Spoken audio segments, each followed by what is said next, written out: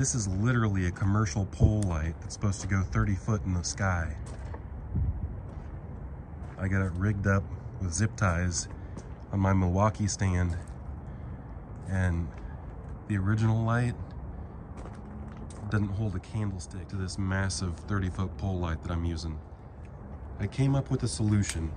People have been asking me, how do you pin the tensioner?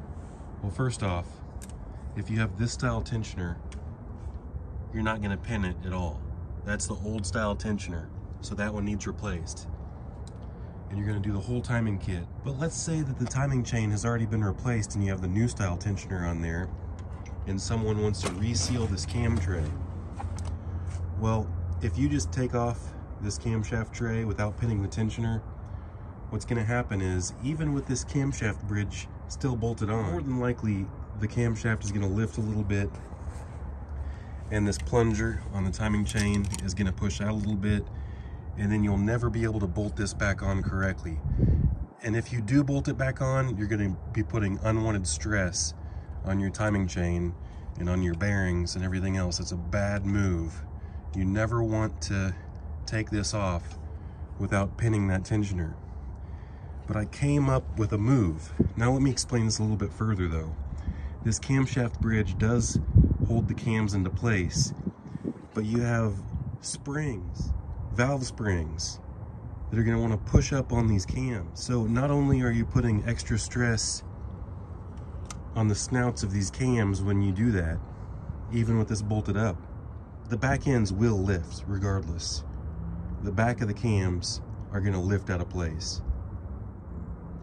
Horrible, horrible, horrible idea for anyone to try to take off this camshaft tray without pinning the tensioner.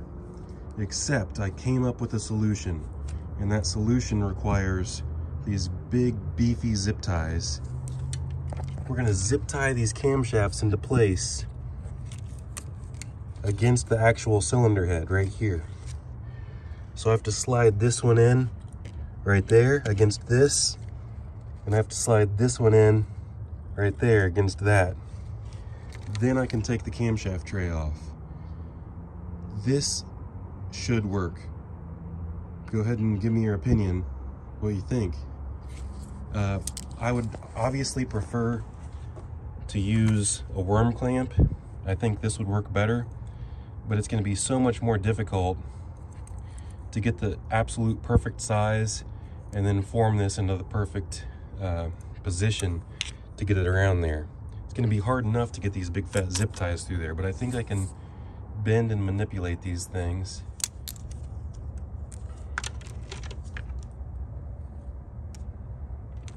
Let's see if that's good enough. Put that through there. All right, get down in here to grab it. Okay.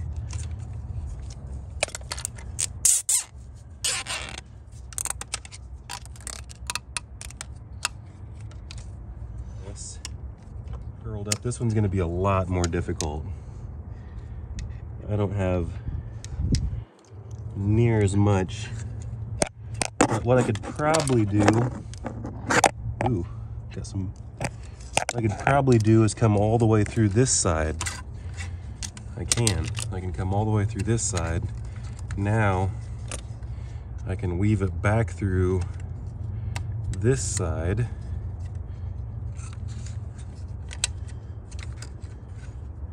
All right, that's gonna work. I'm gonna grab it again right here, get it pulled through.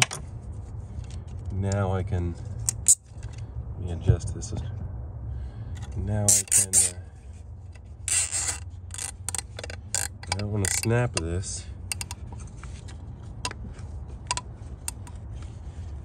All right, I think that's gonna work.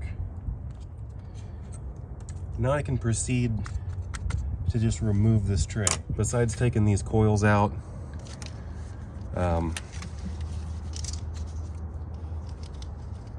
you know, this is the adjuster magnet, and then this is the oil pressure sender, so you kind of have to take these off regardless. But then these two are fairly easy to take off on the turbo, and this one's the hardest one to get off on the motor mount. And then this one's really easy on the oil level sensor. So I would suggest just getting the rest of these 4 connectors off, and then you can take this whole harness and just put it over to the side right here. And so we're going to disconnect this one, push it through, and then go ahead and take this high pressure fuel pump off. So you can just lay this to the side as well. You don't even technically need to unclip it from right here. But first we're going to have to take off this 17 millimeter in the back. Works the best. You just put this back in here. Actually, I already got this loose from an earlier video, or maybe I didn't show it.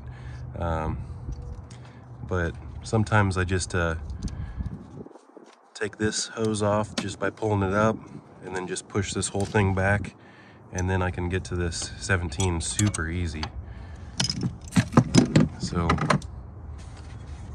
I normally kind of feel for it.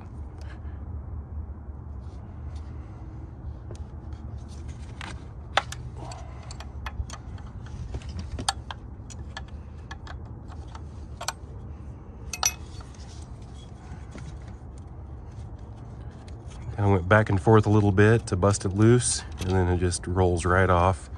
Now you just gotta unbolt it even with it.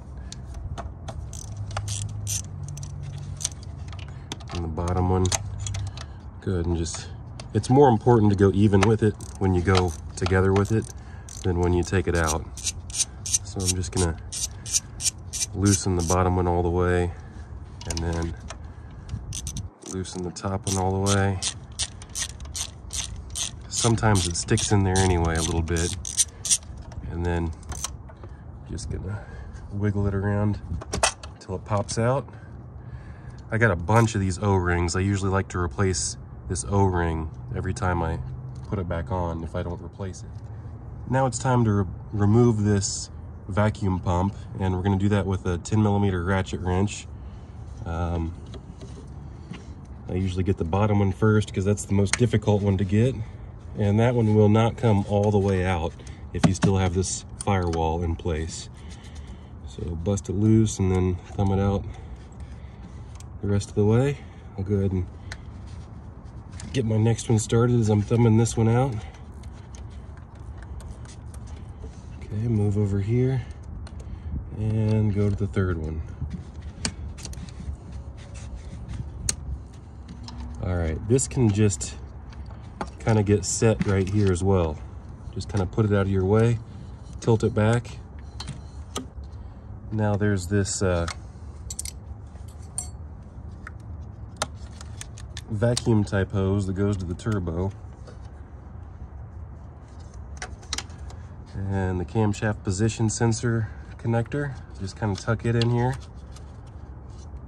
Usually like to take the oil cap off as well. It gives me a little bit more room to these bolts. And we will have to get this one actuator out. That's a T25.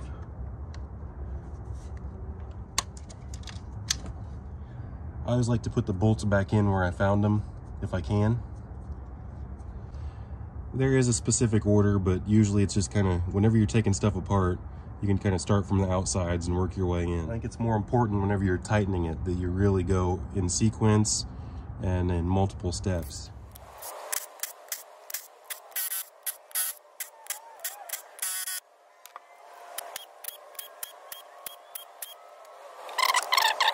Usually stuck on there so well. Now, pull this off. Would you look at that? A few of these are completely off, these rocker arms, and that's because this engine came out of time. But there's just a little bit of slack in there, just in this one, because I was a little bit scared to go all the way with that zip tie. But I think that you could get by with cleaning this surface and then bolting this back on. Of course, my engine has to come completely apart because this engine is locked up. So for one last thing, unfortunately this is not the best example because my timing chain is all the way stretched already. But I'm going to chop these out to see if the springs push the cams up. We'll have to look really closely. gotta be careful not to get bits down there, because these things can break and shatter. That one was a clean cut. Now,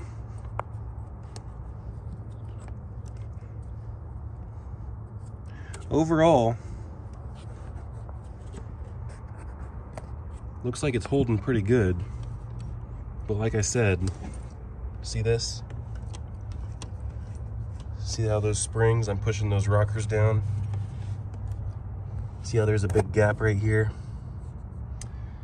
I think the zip ties do help because that gap was not there before.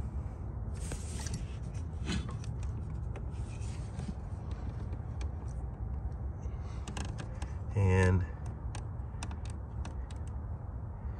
there's less stress on this side. This should be touching because those cam lobes in the back are pretty much all the way pushed down. If you had to do this, I'd have to spin the engine over to see really where it should go, but I would think that you would want it in a slightly different position. Mine is going to be irrelevant because mine's already out of time, so I'm not going to be able to spin that around to see where you'd want it.